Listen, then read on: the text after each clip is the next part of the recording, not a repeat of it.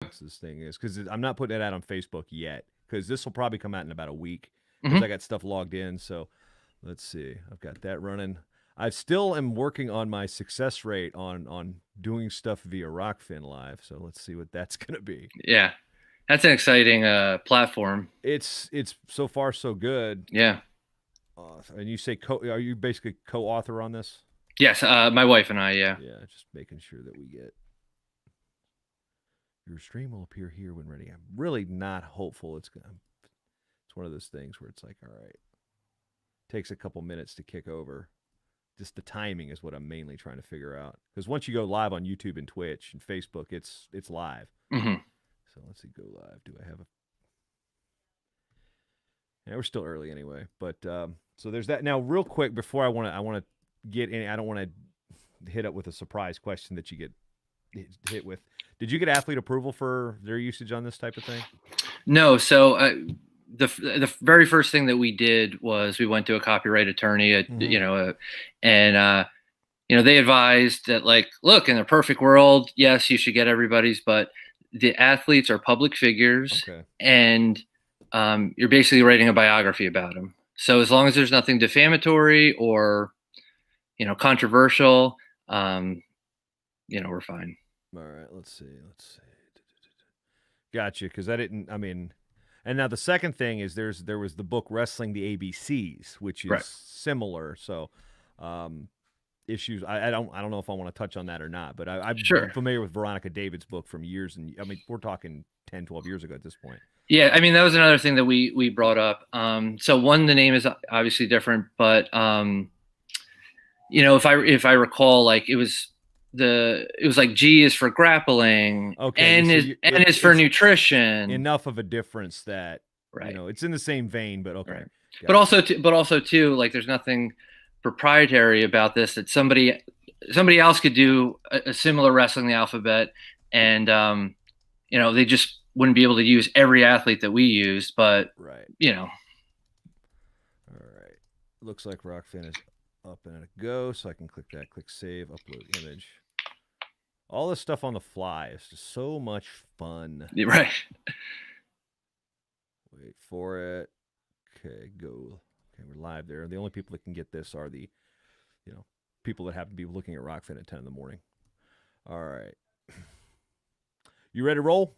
I'm ready. All right. Hit record, hit record. Short Time Wrestling Podcast kicking off a new week with a new book. Those of you watching live on the video, it is Wrestling the Alphabet. Today, we've got one of the co-authors, Pat Hogan, a former New Jersey State Wrestling champion. We're going to talk about that at length before we get to the book. Him and his wife, Amanda, have this kid's book. I just read it to my youngest daughter, Ruby, last night. My oldest daughter's Lucy. She's not really into the wrestling yet. Although, when I was reading this book to Ruby last night, I said, we got to G and it got to Adeline Gray, and Ruby pops her head in and goes, Dad, you know Adeline Gray, don't you? And I was like, yeah, so do you. You have a picture with her at the training center from years ago. Oh, and then we got to Helen Maroulis. It was like Lucy was wearing a Helen Maroulis shirt when she won the Olympics in Rio. So it was real cool. Like, I don't know if my girls are going to wrestle or not. That remains to be seen. But to read the book and then have both the kids kind of perk up when they are paying attention to what Daddy talks about all the time. So I'll talk a little bit about that. Pat, I want to get into, before we even get into the book, your wrestling career. I was looking, and when you were coming out of high school, I was working at Intermat. So I remember you in the national rankings. I remember you with that. I went back and looked at the class of 2006. Mm-hmm. And here are the state champions that year in one class, New Jersey. Fred Santate, Frank Pirelli, Joe Trouse, Mike Gray, Will Livingston, Jordan Burroughs, Frank Molinaro, Scotty Winston, Darian Caldwell, Alice Caruso, yourself, Keith Dovish, Jack Corcoran, Zach Ray. Now, those 8 of those seniors were just beastly. I mean, most of them wrestled, I think almost everybody wrestled D1 at some point or another. But what was it like wrestling in New Jersey in that era? Because arguably one of the great classes and great eras of New Jersey high school wrestling was that group that came through in that 06 era. Yeah, no, it was unbelievable. And, that state champ picture gets shown every year a couple times. And, at the time, I don't know if I knew that everybody was that good that was going to go on to that much success. But, New Jersey, my senior year, I believe New Jersey won senior nationals. I think, out in Fargo we won as well. So that was just a really, really great time for New Jersey wrestling. Yeah, I mean, just the one class too. I mean, what's it like wrestling in Atlantic City? There's nothing like it. It was my biggest dream come true. To be at Boardwalk Hall in front of 10,000 people, just absolutely electric.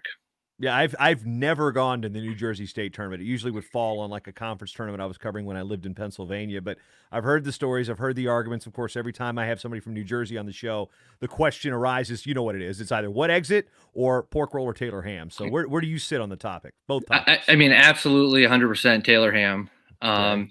And 137 on the Parkway. Okay, yeah, because the answer is Parkway or Turnpike for those of us who aren't from New Jersey or have spent sizable time. And just for those that don't know, why isn't J for jug handle in the book? Okay, because that's definitely a Jersey thing. Exactly. Yeah.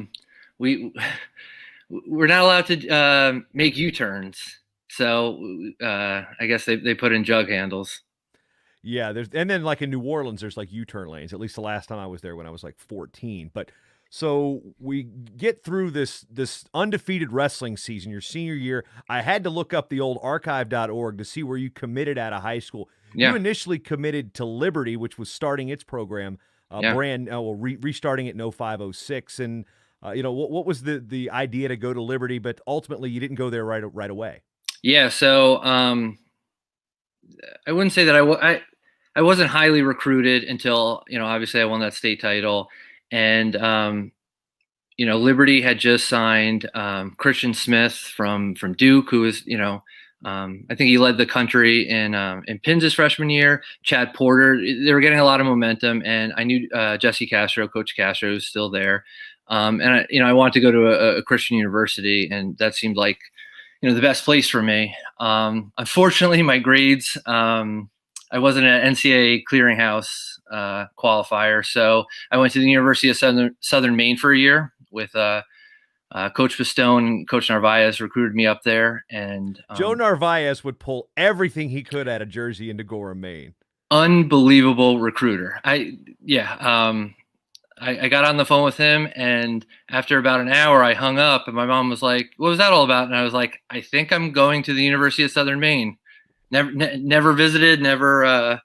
But yeah, he's a great guy. Sight unseen. I did, yeah. Oh wow, I love those stories because it's funny. You mentioned Christian Smith, who beat a guy in the state finals in Virginia named Arsenio Barksdale, who ended up being a 4-time Division II All-American and a national champion at Adams State. Okay. He also went to Adams State sight unseen. Yeah. And I remember Jason Ramstetter saying, "Yeah, if we'd have got him on a trip, he'd have never come here." So. Yeah. So ultimately, after a year at Southern Maine, you went back. You went to Liberty. Yeah, I went to Liberty, and I just really didn't like the school. I wrestled for a year, battled injuries, things like that, and I stopped wrestling after my first year there. Took a year off, and just really, really, really missed wrestling. And I had a great relationship with Coach Brian Brunk at Messiah.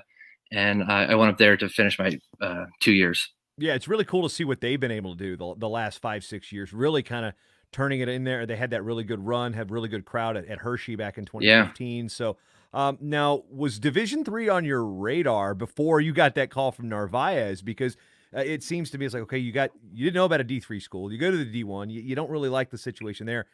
Did the first trip to D3 really open your eyes back again to D3 as an option? Yeah, a little bit. In my head, as soon as I won, my state title, in my head, I was like, oh, D3 is not for me. I'm D1. But I had to go to a Division III school for a year. I just saw how competitive it was and how, there's really, really outstanding wrestlers and great programs. So after Liberty, wasn't for me. And I spoke with Coach Brunk. I knew there would be a great option. Now, is it one of those things like in hindsight, you really was like, man, the D3, I mean, it's one of those things that I've seen it where you see the guys that come in from D1 that ultimately they might take some lumps initially, but wait a minute, these guys don't care who I am. Right. And yeah. then it kind of maybe changes your idea. Did it help you fall in love with wrestling again? It did. And, ironically, throughout high school, I've had, a lot of success, and wrestling was kind of my identity. And then once I started to, struggle because I wasn't, I don't know, I guess working as hard as I should be, and my mind was on other things, and I didn't have as much success. It really kind of rocked my identity. So, it was a great experience to kind of, I guess not have success at wrestling and be able to kind of re-identify who I am and what I want to do, while at the same time wrestling and enjoying my teammates and, competing. Talk about wrestling heavyweight a little bit, because you were not a heavyweight coming out of high school. I was not, no.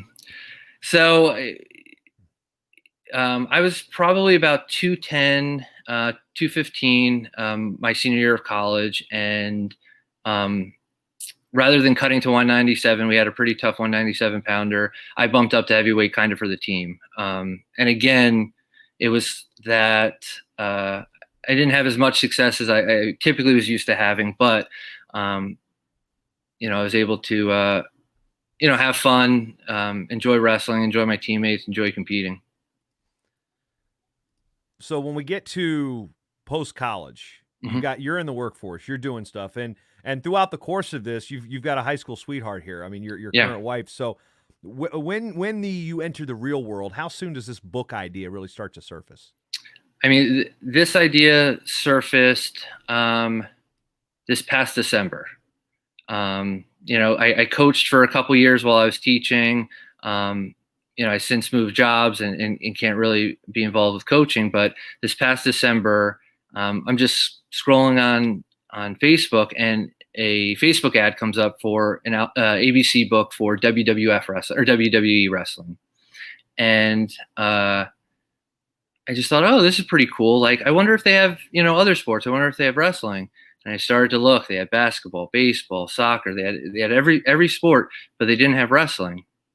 And that was in December. And I kind of mentioned it to my wife. Oh, yeah, that's a good idea. Whatever.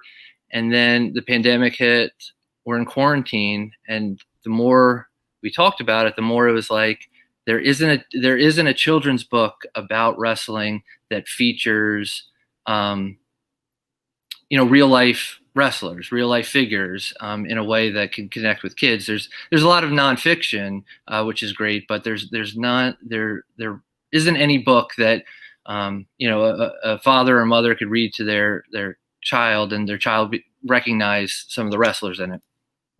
Yeah, as I read this to Ruby last night, granted she's 4, so she's not going to know these things, but my 8-year-old has been aware, like and even to the point my wife goes like, wait, Ed Ruth. She knows who Ed Ruth is. She doesn't come from wrestling, hasn't come around it. So when these names come out, and then I'm looking at the various forms, like at first I'm like, I tried to read the Ben Askren, and I'm like, this is way too statistically oriented for my 4-year-old. So I just started going through the AABs, and it worked out really well. It's like, okay, that was good enough for Daddy to read a story. And as the older one starts to really work on words, I mean, my 8-year-old can read like crazy. Just I got to get her to make sure that wrestling's a little bit of an interest. So yeah. She knows what Daddy's talking about. But part of it is did the pandemic kind of accelerate this? Because if the people are working from home, there's not as much going on. You're doing a lot less outside of the house. So I mean, did the shutdowns and pandemic and sort kind of play a role in you guys accelerating this idea? Yeah, absolutely. So we really started in the beginning of July, and we were finished by the end of September. The only thing we're waiting on now is printing, which there's nothing we can really do. But as soon as we started this, it just the ball got rolling, and things just kept working out, and we were able to get it done, fairly quick. And like you said, we wrote this book at an upper elementary school grade level, but we have very very dynamic pictures, so it's really perfect for kids of all ages, that from the toddlers that they could see the images, but then also really up to 6th, 7th, 8th grade, they're able to read it. As I'm looking through to develop something like this, obviously the writing part of it is one thing, but what did you use for illustration? How did you get that part of it taken care of? So I just started Googling, different illustrations and trying to figure out kind of what we wanted. At the beginning we were going in a completely different direction, more of like a bobblehead. And I was on Etsy one night looking through illustrators, and I found, the name of the company is LA Local Crafts, and they do portraits similar to this. And we just reached out, gave them the idea, and said, is this something that we can do? And about a week later, we got our first image of Ben Askren, and that's when it really accelerated, because that's when it became real. That it was like, okay, we can do this. This is exactly what we want. And so we just found the illustrator by research and happenstance. When you decide on the 26 wrestlers here, yeah, that seems to be the tough, because I joked when I got the book in the mail, I was like, A is for announcer, come on. But yeah. I mean, when you're talking about, there's no way I'm going to be in this book because of Ben Askren or the large number of successful wrestlers. I mean, I was just thinking about this as it popped into my head. You could do an entire Wrestling the Alphabet New Jersey version. Yeah, and be like, A is for get out of my way, or, B is for Boardwalk Hall. That's right. So I'm sitting there thinking, this book has sequel ability. But as we go through and picking the 26, how hard was that? And was that something I'm going to assume that you had full points in choosing? Yeah, that was brutal. Because like you said, there's a million wrestlers to choose from, and depending on how this book goes, there will be some sequels, because we could do many variations. But when I started off, we made a list of like non-negotiables of like people who have to be in it, and then kind of went off there. However, Bruce Baumgartner was on that list of non-negotiables, but it was just a game of chess with, okay, well, if Bruce Baumgartner's B, then that means Tom and Terry has to be T, but then we can't have David Taylor, so then David Taylor has to be D, but then Gable can't be in there. So it was really tough. We've been getting a little bit of flack from people, but we wanted to try to have a diverse cross section of wrestling, so that everybody, representation was super important to us, that almost anybody can open up the book and see somebody that that looks like them. And I think we did a good job of achieving that. Yeah, one sequel I can think of is just a strictly women's one. When we get there, Yeah. we're like, because you've got 3 women in the book as of right now: Adeline Gray, Helen Maroulis, and Jakara Winchester. And I just saw Jakara on, I think it was Instagram or Facebook, turning her page. And I mean, it's like, what's the athlete's response been? Because prior to our starting the show, we talked about, did the athletes sign off on this and whatnot? But how have they responded once they see themselves in the book? Yeah, so far, we haven't been able to contact every wrestler in it, but the ones that we have been just so grateful, and it's so much fun to see their reaction, and for them to tell us that they're honored. And it's like, are you kidding me? The fact that I'm speaking to you, that's we're the ones who are honored. So it's been fun. A few of the wrestlers' parents have reached out to us and have bought books and have been super excited. So it's really fun to see, my heroes,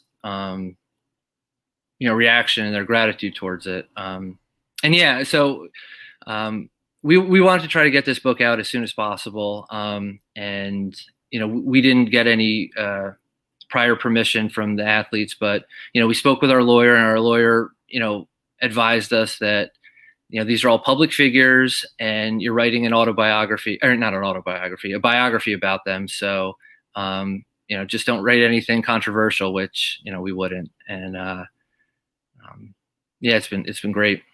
Bringing up the site on screen for those of you watching on video, if those of you are checking it out on Short Time after the fact, sorry, but I'm on the webpage at wrestlingthealphabet.com. You've got your story, which we just clicked on, the shop, and you'd sent me the book along with the coloring book. What about the coloring book was the intriguing part? Because I saw that and I'm like, bonus. This is something that definitely kids of any age, up until they point and they feel like they're too old for coloring books. This was definitely an addition that I was not expecting to see.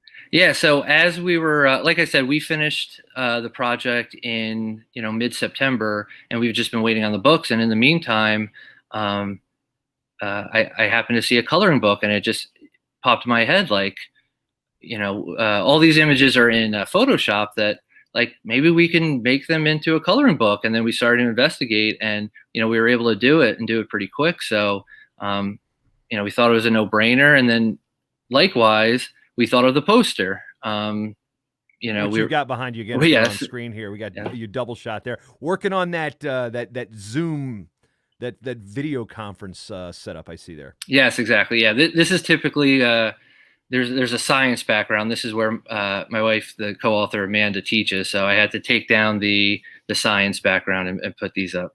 Yeah, let's talk about your wife a little bit. Again, a high school sweetheart, she's going way back, and then she's a teacher. If I'm reading the website correctly, and how quickly did that idea really kind of resonate with her in terms of like, wait a minute, I'm an educator. This is something. First of all, what grade level, and I'm going to assume science here, does your wife teach? So she teaches K through 4 science. But before that, she was just, an elementary school teacher, for her career. But yeah, so as soon as we decided, okay, we're going to jump in, we're going to do this, it matched her, talent and ability, wonderfully. And, I don't want to say I always joke that she did everything, but I kind of came up with the idea and consulted about, the wrestling. But other than that, she's really taken the lead with, writing and, organizing the poster, the coloring book. So although I came up with the idea, she's really done everything. Yeah. So did the light bulbs go off for her? I'm just kind of curious on when, there's the idea, it keeps rolling, but when did you guys like have that light bulb be like, we can actually do this? Because I mean, you can talk people about, they have ideas till they're blue in the face, but when they really realize that it can become a reality, things start just amplifying even greater. So when do you think that moment came? I think as soon as we saw the first image of Ben Askren, and now Grant, we've done many edits and, since the initial, but as soon as we saw Askren and we were like, oh my gosh, like this is what we want, we can do this. Then it got kicked into, high gear, and,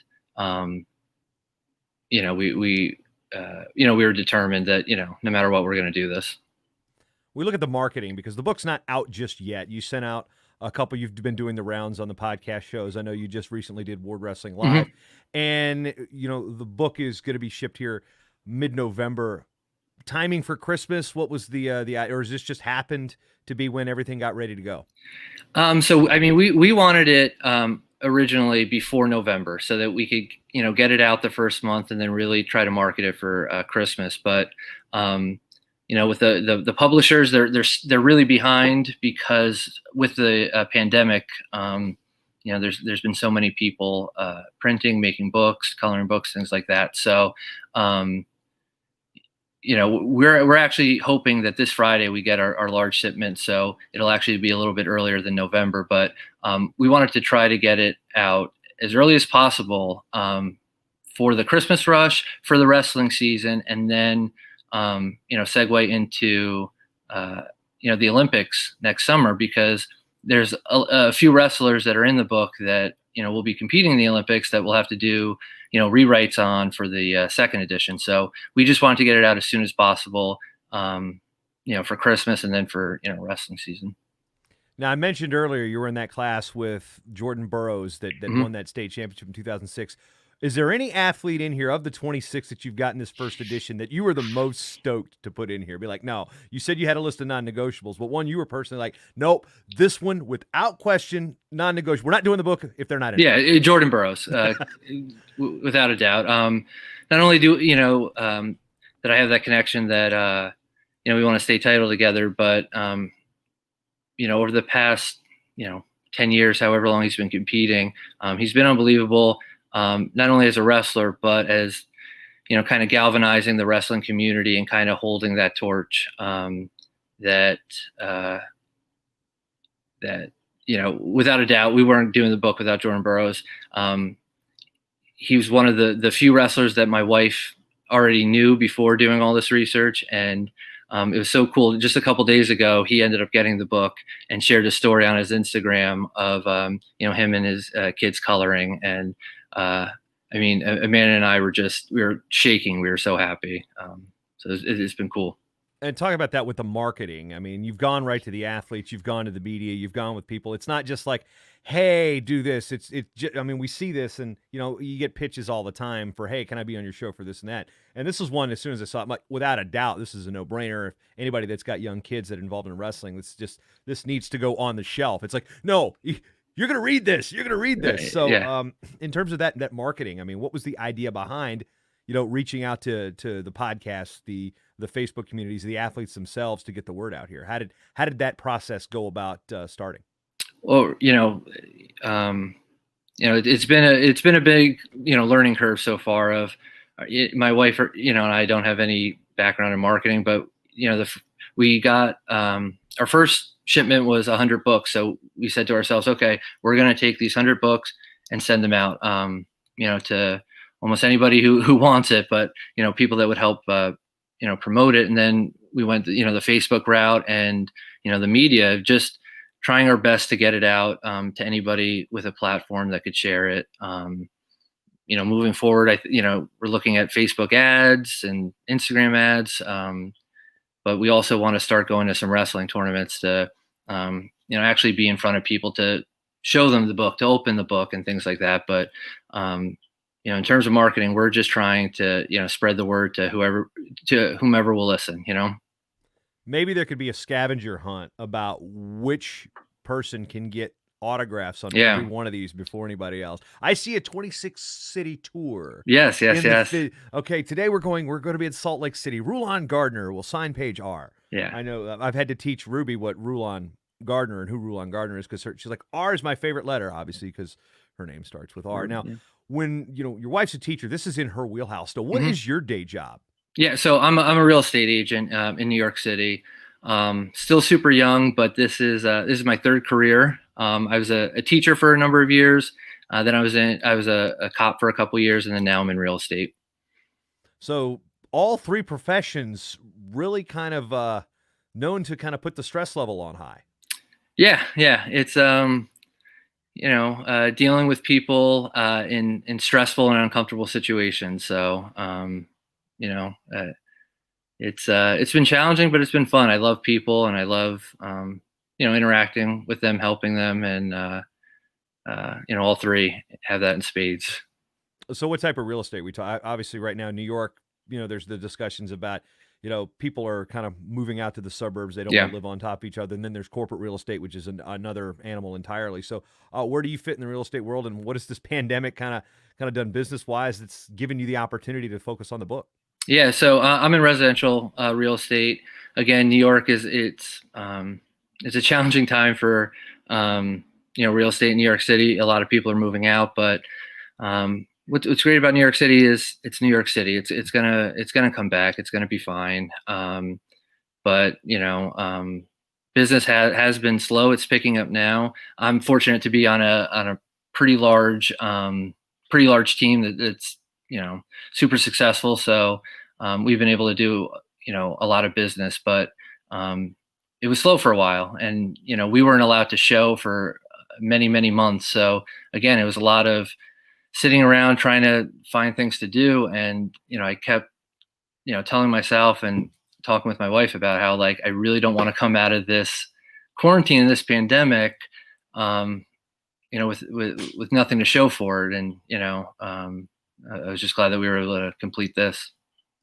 When it comes to networking, of course, on the internet, we've got the Wrestlers in Business Network. Have you reached out to that group? I know there's various groups in various metropolitan areas. There's also, you talked about going to tournaments. And are you looking youth tournaments here? Are you looking high school tournaments with, like, the parents that have the little brothers and sisters? I mean, because you're trying to nail down the right tournament for this type of product. Seems to be to me to be one of the most challenging parts of it. Yeah, so I'm actually a part of Wrestlers in Business, the New York chapter, which I haven't reached out yet, but I'm going to soon, because it's a great network filled with I forget how many wrestlers are in there, but it's a very supportive network that wants to help wrestlers in business grow. And then in terms of the tournaments, we're honestly just not sure yet. We're going to try to hit up as many as we can and as many demographics as we can to kind of see where we're at because, ideally youth tournaments would be great because that's kind of the age demographic, but also, high school. Like you said, they have little brothers, little sisters. So we're just going to try to go to as many as we can and then kind of, see from there where we're having success. Now, before we wrap up here, I want to go back to your high school career, and I looked at your bracket in 2006, and some of the names jumping off the page at me from that era. Let's just say Anthony Trongone, the guy you beat in the finals, D1 wrestling. Oh, Tommy Spellman, another D1 guy. Dylan Landai, another D1 guy. He wrestled at Campbell. Kyle Kiss from Ocean Township wrestled at Carolina. He's coaching now. So, I mean, and I saw all these guys wrestle at the Beast of the East and throughout Division One. When you look back at that, and I don't want to give you that the good old days kind of the feels right now, but when you look back and be like, man, that was a monster bracket. I mean, tons of D1 guys in the tournament every single year. But you look at that, right there, the top four right there, boom, they're all D1. Yeah.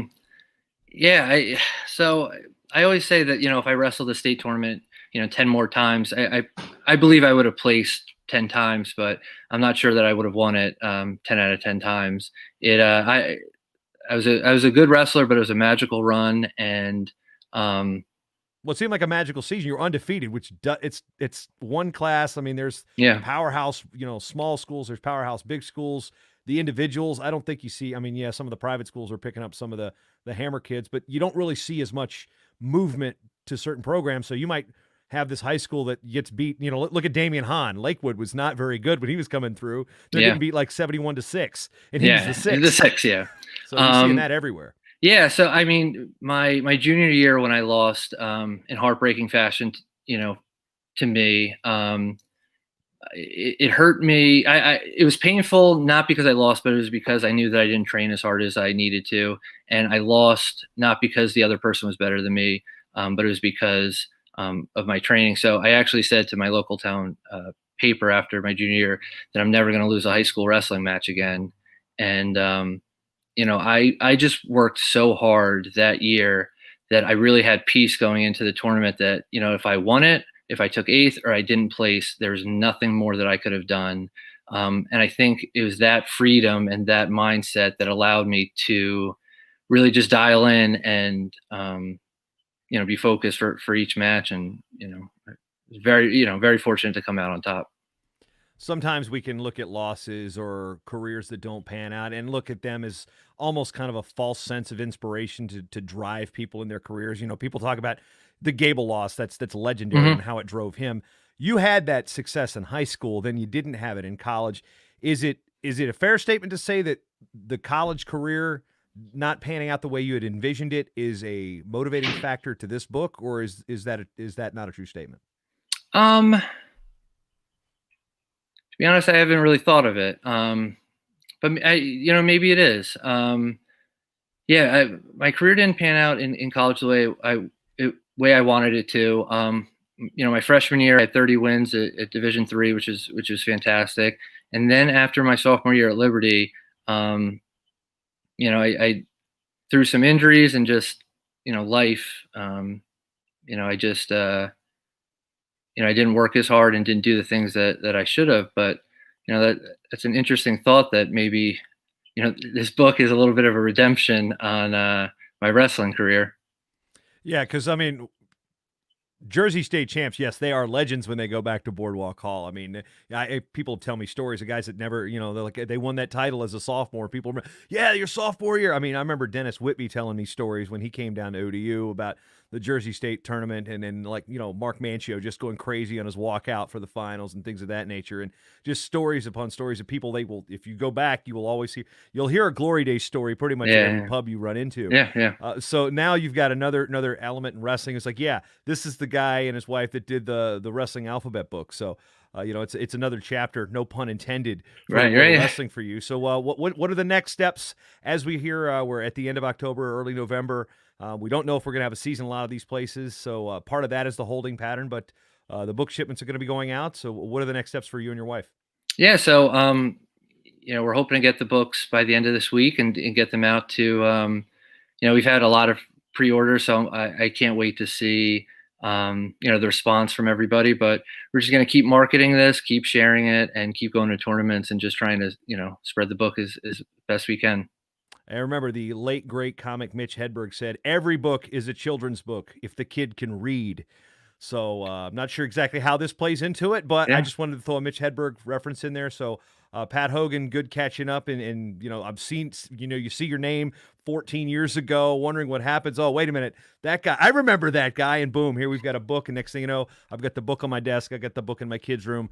This is really just a quality effort, a quality project, and best of luck to you guys in the future with this. Thank you so much. I really appreciate it.